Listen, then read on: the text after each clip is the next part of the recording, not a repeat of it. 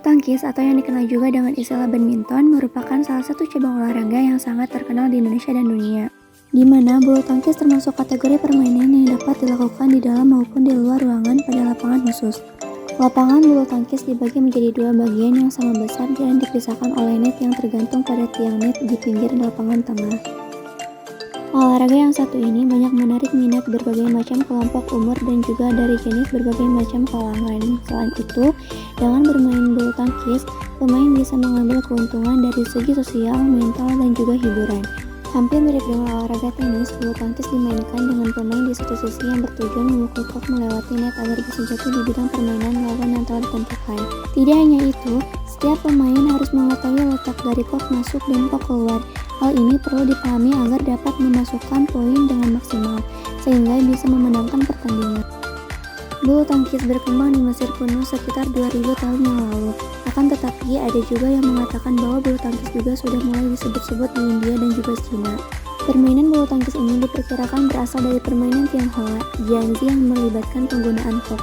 Adapun tujuan dari permainan tersebut yaitu mencegah agar kok tidak menyentuh tanah selama mungkin tanpa bantuan tangan.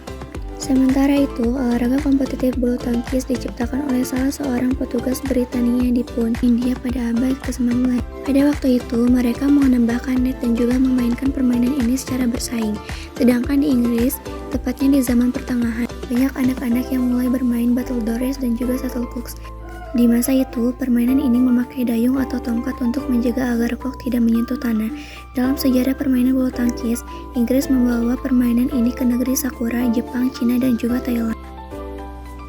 Olahraga bulu tangkis mulai menginjakan kakinya di Indonesia sekitar tahun 1930. Lalu pada tahun 1933, berdiri sebuah organisasi bulu tangkis Indonesia yang diberi nama Batavia Badminton Board and Batavia Badminton League. Keduanya kemudian bergabung menjadi satu organisasi bulu tangkis yang sangat solid. Perkembangan bulu tangkis yang semakin pesat menginisiasi berdirinya Organisasi Persatuan Bulu Tangkis Seluruh Indonesia atau PBSI pada tahun 1951. Berikutnya, bulu tangkis mulai bersinar di Indonesia. Bahkan beberapa atletnya sukses mengharumkan nama bangsa di kancah internasional, diantaranya yaitu Rudy Hartono, Tan Joy Ho, Lim Swee King, Christian Hadinata, Susi Susanti, Alan Budi Kusuma, dan Taufik Hidayat. Tidak hanya itu, sampai saat ini pun masih ada beberapa nama yang sudah mengharumkan nama Indonesia dalam olahraga bulu tangkis. Pada tahun 1934, International Badminton Federation atau IBF didirikan dengan beranggotakan Inggris, Prancis, Irlandia, Wales, Skotlandia, Denmark, Kanada, Selandia Baru, dan Belanda.